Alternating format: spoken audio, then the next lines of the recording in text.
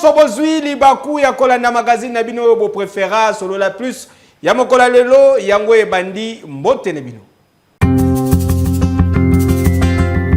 Service national va réitérer engagement na bango po na ko servir gouvernement ya République ezali maloba ya commandant ya service national général Kasongo Kabwi ko sortir ya entretien na ye na première ministre Judith Tuluka Soumimwa boza ba détail. Oui, j'ai été reçu en audience par Madame, Son Excellence Madame la Première ministre, chef du gouvernement. Et la discussion a porté autour de la possibilité de voir le service national contribuer de manière significative et efficace à la résolution de certains problèmes au niveau de la nation, notamment dans ce que nous avons toujours fait, dans l'encadrement de la jeunesse des œuvres, dans la production agricole et autres. Elle a beaucoup insisté sur le souhait du gouvernement d'accroître les activités qui sont faites au niveau du service national. Et à cette occasion, nous lui avons rassuré de la disponibilité de l'engagement du service national à œuvrer pour que cela devienne une réalité. Vous savez, au service national, nous sommes très pragmatiques. Lorsque nous recevons les instructions, nous essayons de mettre tout en œuvre pour que cela soit exécuté dans les meilleurs délais. Je dirais, nous sommes en train d'élaborer un plan de montée en puissance du service national, un plan triennal de montée en puissance du service national dans tous les domaines, dans la production agricole, dans l'élevage, dans l'encadrement de la jeunesse, dans la reconstruction, parce que vous savez que le service national, c'est un organe paramilitaire qui a comme mission de canaliser les efforts de tous les jeunes pour contribuer à la reconstruction et au développement de la nation. On ne se limite pas qu'à l'agriculture, à l'élevage, ou encore, vous savez, il faut encadrer tous ces jeunes pour les canaliser, les amener à contribuer à la reconstruction et au développement du pays. Il faut le préparer, il faut le former au métier, mais en plus de ça, il faut leur donner du travail. Qu'ils passent au concret, qu'ils construisent des hôpitaux, qu'ils fassent les travaux de cantonnage manuel, qu'ils produisent la nourriture, qu'ils fassent l'élevage, ainsi de suite. En créant ou en mettant en eux encore un esprit poussé de patriotisme. Parce que c'est très important, le patriotisme de la jeunesse congolaise. Et le service national, je dirais, c'est le meilleur endroit où on va inculquer un sens élevé de patriotisme et de nationalisme à notre jeunesse. C'est pas à moi de dire si j'étais fier ou non, c'est aux autres d'apprécier le travail qui est fait, en commençant par ma hiérarchie. Hein, la hiérarchie, le commandant suprême, le gouvernement de la République, est-ce qu'ils apprécient, est-ce qu'ils sont fiers du travail que nous sommes en train de faire? Je pense, à mon humble avis, s'ils n'étaient pas contents, ils ne nous auraient pas demandé d'accroître ou d'amplifier les activités que nous sommes en train de faire au niveau du service national. Mais on n'est toujours pas satisfait parce que ce qu'on fait, nous considérons que c'est très minime. La jeunesse congolaise, il y a beaucoup de jeunes qui ont besoin de cet encadrement. Nous sommes encore à une échelle, nous voudrions vraiment monter. Nous serions très contents le jour où on encadre 100 000 jeunes par année, par exemple. 100 000 jeunes qui sont préparés à la reconstruction de leur pays. Ce pays ici a plus de 100 millions d'habitants. D'ici 5 ans, combien de jeunes allons-nous encadrer? Combien de jeunes allons-nous former? Les besoins sont énormes. Ce pays a beaucoup de problèmes. Les besoins sont énormes. Nous avons besoin de travailler encore plus. Jusque-là, je n'ai formé que 5 000. Le premier lot, le deuxième lot qu'il y a à Kanyamakassé, c'est 5 000. Est-ce qu'on va s'arrêter seulement à Kanyamakassé? C'est non. Il faudra créer d'autres centres d'encadrement et d'autres centres de production pour accroître et la production et le nombre de jeunes gens qu'il faudra encadrer. Donc vous voyez que jusque-là, oui, c'est un début, mais on ne va pas s'arrêter à ce niveau. Il faudra multiplier encore beaucoup d'efforts. Le service national a plusieurs centres, mais qui sont de faible ampleur, faute de moyens. C'est pourquoi je venais de vous dire tout à l'heure, nous sommes en train, selon les instructions que je venais de recevoir de la part de Son Excellence Madame la Première ministre, nous allons élaborer un plan triennal pour 3 ans. Qu'est-ce qui doit être fait? Un plan bien, les objectifs à atteindre, le moyen et tout. Nous allons développer d'autres centres qui vont être des centres de grande ampleur. Et vous le verrez que l'engagement que le gouvernement a, l'engagement que Son Excellence Madame la Première ministre a, vont permettre à ce qu'on aille de l'avant. Na province ya Nord Kivu, cette rebelle ya M23 va se rendre dans maboko ya forces armées ya République démocratique du Congo frappe et l'équipe aux détails. Au cours de l'opération, il y a démantèlement, il y a actifs fait par collaborateurs, il y a rebelles, il y a mouvement, il y a 23 mars, communément appelé M23 na Matembe pe ba environ nango tozali awa na province ya Nord Kivu. Cette rebelle M23 oyo bozali komona awa ba se randaki na maboko ya ba forces armées ya République démocratique du Congo na Malembe po ba boyaki ba subir frappe oyo baninga na bango bazali kozwa déjà présentation na bango et salamaki lobby eleki et pas ya porte-parole. Il y a l'opération militaire Front Nord, le lieutenant Mbouyi Kalonji Rigen Oyo Atalisaki Boye. Dans notre opération de démantèlement du M23, bien sûr des actifs du M23 et ses collaborateurs, il y a certains compatriotes congolais qui ont commencé à se rendre auprès du FRDC pendant que nous sommes en train d'observer les mesures de cessez-le-feu telles que voulu les accords de Luanda. Ils sont nombreux, tels que vous les voyez. Ils ont désiré se rendre auprès des FARDC et ils relateront le calvaire qu'ils ont vécu de l'autre côté, une façon de décourager certains jeunes de libéraux et Nord Kivu en général qui veulent intégrer le mouvement du M23. Angu ba pesaki bango maloba ba rebelle M23 batalisaki pe boye. Jina mimi naitwa Iragi Mongano Heritier. Niliingia kwa jeshi ya M23 kutokea Bukavu kujirekrute Mushaki. Nikafika ku centre Chanzo nikafanya formation. Kumaliza formation tukaendelesha kazi na mapambano. Nikaona haiwezekani kupigania nchi sio kwa yangu. Nikasema naenda kwa FARDC kupigania nchi yangu. Kwa FARDC ndio walinipokea vizuri, kunitia fasi nzuri, lakini wale wengine nao ambao wanaobakia wajikaze kurudia. Babenga kaka Giraneza Delphin nde kombo na ngai na utaki bazwaki nga kabizu M23 nde yaki kozwa biso nde mene biso na chance to sali formation 3 mois to bimi to Ruchuru. Après Ruchuru batindi biso Kinyandoni. Après Kinyandoni batindi biso Kaunga Mabenga. Après Mabenga Bitumba nde bandaki bazongisi biso sima zalaki mbula misatu kuna koza place ya mabe M23 zwaka basoda mabe soda kobima na defense te soki abimi abakobeta efimbo soki babeti efimbo te bakobuma ndio eloko etindaki ngai nalongwa kuna poko toyo nde pa biso nga naza Congolais na boki ko bundana na barande na to bundisa baninga nanga nde na utaki kona na kima kinga moko na kimila kya vichumbi tala oyo ezali message moko fort po na ba oyo batikali bazongaka deja na mulongo malembe bango nyonso, car Fachi Beton azali déterminé ya kobengana banguna partout na territoire mobimba ya République démocratique du Congo. FRDC iloko ya makasi. Keyo.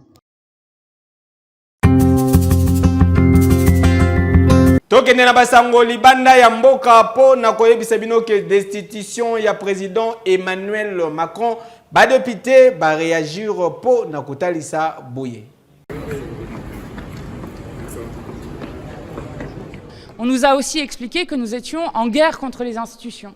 Au contraire, nous faisons fonctionner les institutions et je rappelle que l'article 68 est un article de la Constitution qui dépend d'une appréciation politique des parlementaires sur le rôle que joue le président de la République. Nous sommes appliqués uniquement sur le fond et ça aurait pu être une proposition faite par un autre groupe, nous aurions raisonné de la même façon et je renvoie aussi aux propos parfois polémiques de Laurent Wauquiez ou d'Éric Ciotti et du Manque des Républicains qu'ils ont eux-mêmes proposé en 2016 la destitution du chef de l'État qui était François Hollande à l'époque. Au-delà de la personne du président de la République, ce sont nos institutions, celles de la Ve République qui sont visées et qui ont pour but aujourd'hui très clairement de procéder à une forme de coup d'État politique de la part d'une minorité qui a choisi la violence en politique. Ce qui est grave, c'est qu'on ait un parti de gouvernement, le Parti socialiste, qui nous disent que cette motion n'a aucun sens, qui nous disent que cette motion est grotesque, mais qui vote quand même sa recevabilité, entre guillemets, pour que le débat ait lieu. Et ça affaiblit de manière extrêmement forte l'Assemblée nationale elle-même, le bureau de l'Assemblée nationale lui-même, qui, de ce point de vue-là, devient une espèce de chambre d'enregistrement de toutes les idées les plus délétères des uns et des autres. Et ça, c'est très... Inspection générale ya finance a dit qu'on bénéficier na confiance ya population ya République démocratique du Congo. Mobimba ba témoigner na micro ya Fiston Perro. Ah oui, en dépit ya ba menace ya ba ordre nyonso, ba tentative de corruption ya ba personnel na yango, pe ba campagne ya diabolisation oyo ezali ko ciblé, inspecteur général chef des services na yango, monsieur Gilles Alingete Kei, monsieur l'alligator, inspection générale ya finance, etikali locomotive ya bonne gouvernance oyo ezali ko restaurer à la fois image de la République démocratique du Congo, santé, yaba entreprise publique, paix, crédibilité internationale, ndenge lingi mokonzi mboka, son excellence Félix Antoine Tshisekedi Tshilombo, Fachi Beton, yokelanga eloko oyo. Dans tout circuit, ceux qui bozangi contrôle, circuit à les anatinate. En d'autres termes, baben a une évaluation. Baye ko évaluer, non pas seulement pour arrêter, mais aussi pour conseiller et donner des orientations. Mais tant que Alingeti abandi ko sala musala, peuple a monaki Alingeti nete moteako kanga. L'inspecteur n'arrête pas directement. L'inspecteur appréhende, vérifie et contrôle. Abengi yo ko ba tala awa otelemaki biente. Oko sala boye boye. Au cas où osalité nde akoya na mesure contraignante akangi. Mais biso peuple, to bandaki comme on a Alingeti, si on te dit Alingeti, c'est-à-dire l'arrestation, ça c'est du côté observation d'Angaï. Mais c'est un papa qui nous a fait quand même de fierté. Mais entre-temps, d'un côté, Bazako, Zouambongo et Zonganakes à l'État, de l'autre côté, Mbongo est belé, et puis ça biso ba psychose. Même attention, il y a 100 francs, mais quelqu'un qui vole l'argent des millions. Et subitement, il y a ça, c'est du côté négatif. Alingeti reste ministère banini. Il faut qu'il y ait des petits Alingeti. Donc, et pas que Alingeti équitatif dans l'évaluation, il y a un marché, il y a un bitch. Il y a un péage et tout ça. Chef de l'État, coup de chapeau à la Moussiango. Ce qui bat toi dans Sangani contre Alingeti. Alingeti n'est pour rien. Donc Batouana baza contre le chef de l'État. Avec plus de 36 ans de carrière, Gilles Alinguet Tekei azali inspecteur moko alenda na oyo etali gestion ya ba finance publique. Sala ya Alinguet asala pour que bakanga bato nyonso tu bazotia maboko na finance publique ya l'État. Et c'est là qui t'a ouïe azui ba rapport na ye. Après la justice a kangi Batouana va se retrouver quelque part pour que peuple sa leçon na batu mususu ba sala te pour que peuple congolais comprenne que ah musala Lingete ça nini et mon aïe. Chef a pris l'ampleur à partir de l'événement de l'inspecteur Gilles Alinguet. Auparavant ça existait mais c'était comme de la théorie, mais la pratique nous l'avons vécu avec l'avènement de l'inspecteur Gilles Alinguet. La récupération de 7 milliards avec les contrats chinois, ça fait quand même du bien au pays. C'est de l'argent qui volatilisait comme ça. On ne savait pas qui prenait ça. Mais avec l'avènement de l'IGF, on a pu récupérer ça. Ça fait du bien quand même au pays. Je pratique parce que comment faire au banc ça va toi, parce que va y bon à l'état, comment faire au banc à partir va que baza IGF inspecteur IGF va à côté wana comment faire la contrôle, comment faire au banc bon à l'état. Donc peut-être pas quand même parce que ça dérange place balia.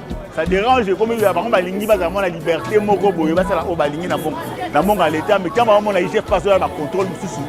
Et comment faire au banc ça va comment la liberté moko na makamba les finances ça ko. Baza congolaise, né grandi na Congo. Donc aussi en tant que mon peuple a souffrir les aramabe mingi. Tant uya zo a koti likambo ko contrôler ba mbongo na biso. Ko kanga yango ezala na Congo, ezala mbongo na biso. Congo to souffrir. Donc tant on compte essaye à cela idée moko il y a malamu mingi. Donc côté là na bête la vraiment mabo. Ma bête ça ce qu'on dit bino boye bi muto ana yibaki. Bolongo lié. Par rapport à son sexu eza sensé. Bon moi te to na posa to kufa kaka. Ba consignon ça, il faut ba kota na makambo yo. Baza ba moyibi parce que les voleurs n'aiment pas les contrôles. Quand quelque chose qu'on te donne de gérer, tu ne veux pas qu'on vienne faire les contrôles là, tu es voleur. Moussala IGF azali kosala lelo et ezali ko incarner vision ya inspecteur suprême président de la République son excellence Félix Antoine Tshisekedi Tshilombo Fachi Beton pour na qualité contre ba impunité, corruption, coulage ya ba recettes publiques, enrichissement illicite, pe ba pratique nyonso ya mabe pour na oyetali mauvaise gouvernance. Boyende ezalaka qui du mieux. Yo. Oui. Na quartier Verman tozali bongo na commune ya Monga Fula mai pasi na ndenge ya kosakana te population eleni. Tozali wana quartier Verman na commune ya Monga Fula esika wapi équipe ya ba reporter na biso ekendaki pona kosalela bino constat pe kolakisa bino na ba condition nini population ezali ko vivre côté oyo.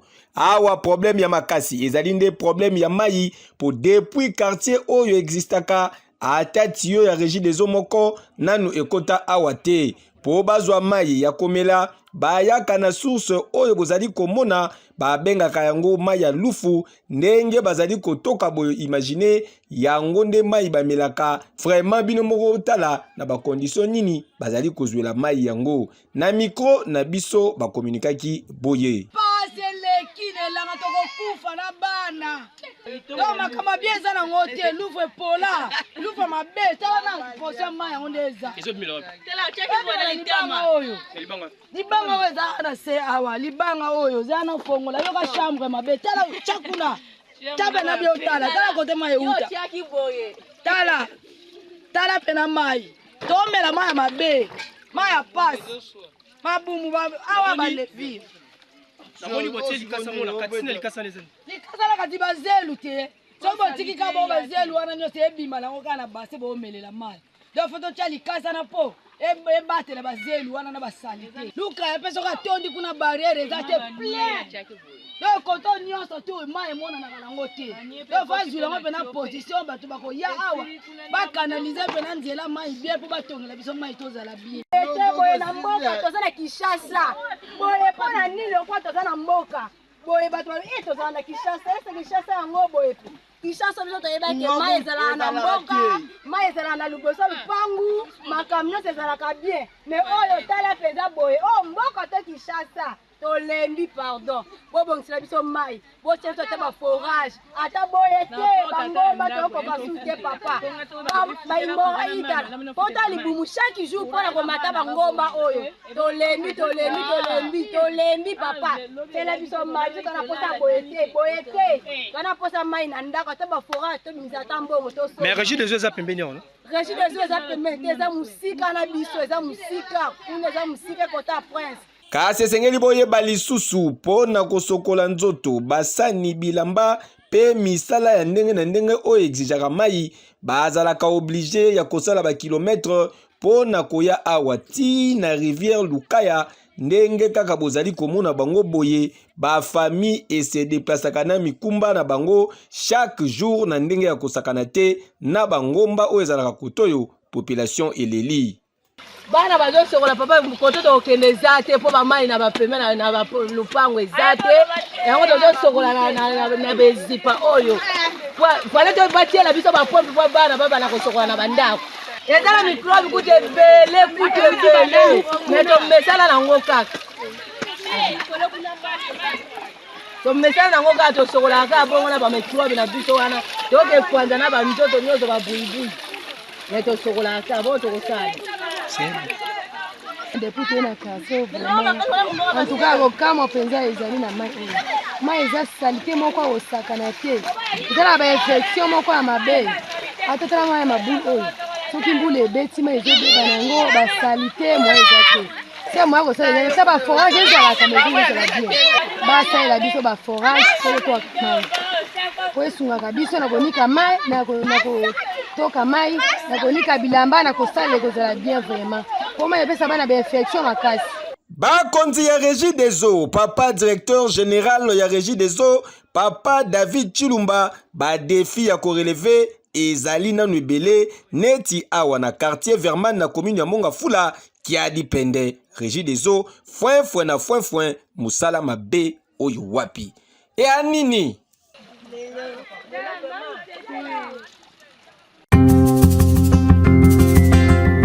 Tosolola kati ya mokolo ya lelo acteur politique @Mukuna mwana mboka Lépar Zouria de la République autorité morale de la jeunesse azali favorable pour la révision et la constitution bollandais. Vous ne voyez pas contradiction? Là vous trouvez ça normal? Constitution qui est souscrit le lobby ceux qui bakangi yo baimbo ka bazolanda ngai. Na constitution oyo tozana ngo ya ndeko Kabila. Ah non, ils ont des Kabila. Motolo kuna yende mteza wana. Ye mutasinya yango. Constitution ezaya yende ko ndeko Kabila mutasinya yango. Constitution eza koloba. Soki bakangi yo ndeko Moïse. Ndenge toza boy. Soko kutana policier akangi yo. Sur place même, fa biso na kangi yo pona likambote pe na monoko yo yoka. Ndeko Moïse ezala bongo. Ah mais même pas juge. Oko yeba ngo balabala biso oko yeba ko kula. Tokei, oko yeba ko kula.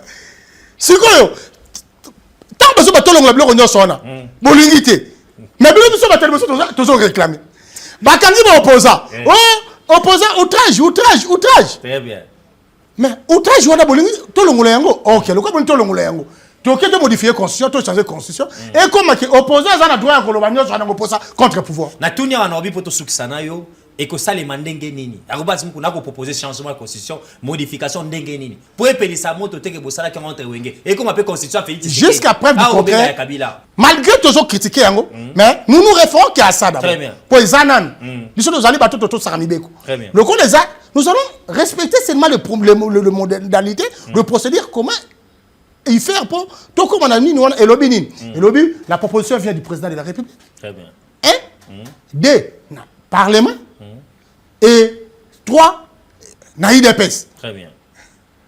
On a troisième. Conseil et lobby, troisième proposition, modification sur Boligi, président de la République, Boligi parlementaire, et ça IDPS. IDPS c'est pour la souveraineté peuple. Or on a comment sur les questions quand on parle de peuple, parce qu'on a nani parce qu'on a IDPS. Quand on zolinga ko ça IDPS dans ma constitution na biso, oui ba que après mandat. Mais je parle de la constitution de Kabila Tiki. Bazui batie ba disposition misato. Ya liboso proposition uta patata mokonzi ekolo. Ya mi balego uta na parlement. Ya mi sato uta na peuple souveraineté. Siko peuple zanan. Peuple zanan. Et de non. INC eza peuple te. Ndeko na INC na PPRD na bango nyonso bayebi ke peuple IDPS toze belé ko le kabongo nyonso yo yebi ke na concité yo yebi ke na concité donc to simba lokola peuple eza IDPS lobby s'occupe quoi que ça maintenant n'angoli qui a été ce qui change. Mais qui vous a dit que Egoyaka na Nigeria peuple tous en a député proposition peut passer par les députés. Très bien, voyons voir, amis téléspectateurs. Exact, voyons voir, vous devez dire à la population ce qui se passe. Et ça, voyons voir. Constitution lobby, liberté d'expression et d'information. Très bien. Mais le gens sur le bigal du Cameroun, Constitution. c'est ça qui est suspendre chaîne INPC et suspendre. Et c'est liberté d'expression. Et c'est libre de penser. Consomme de PC en côté. Mais pour nous, sanctionner. C'est là que je dis, on doit tout revoir. Que tant que vous avez un lobby, vous allez payer à battre là quelque part. Nous béco, il faut battre la ngana yo. Moto ba shopi bilo on attend na bilo on ba shopi. Tata nous béco le congé lobby ni. De l'autre on a problème il y a mpango. Bazo bote la tuma pango. Libéro nous congé le bini. Ba juge oh bazo rendre verdict ndenge singalité. Très bien. Libéro nous congé le bini pour na bango. Ntamali ba ko kanga bango mwa kanga. Azu référence wana wapi. Ozali ba congolais. Tolobi ete eloko o ekolekate. Kondo etenti sekede aboya ka yango pona bongo. Alobi place ya peuple la conscience o ebotiete. Yango biso tolobi. Tout la conscience oyo botia peuple azala na première position botali sabiso soki tatamo konje ekolo asasi l'élection te mbandone zanine. Très bien. Soki ministre ayibi mbandone zanine bako tia pe que ministre soki ayibi akositira la jamais ko sur ministre constitution kolo bango bango. Très bien. Mabe nango ezawa ezala pona ko protéger biso ba imbo député pe so sala ta demanda ko songa sous bakoko tia pe bango que député so se demanda pe koki. Très bien. Comment vous avez député à vie Ezana batu bazala député depuis 2006 il y a député. Très bien. Comment expliquer cela? Comment expliquer ceux qui baillent pas na biso comment ko solution ni ceux qui ont voté bango bako ko sala ba poser misala na biso te. Pour la NTP constitution on a un peu que ça bango pe ba campagne wana. Na Angola député ça la campagne n'a pas batouté. Ezali ba parti ba vandaka. Très bien. Parti oyo ba vandi ba sololi ba yokani oyo résultat des députés oyo eza pona ko permettre est-ce que c'est n'est important na Congo? Hein? Est-ce que ce n'est important na Congo? Est-ce qu'Assemblée provinciale est important na Congo? Ndeko Mobutu a construit Mboka au sens Assemblée provinciale.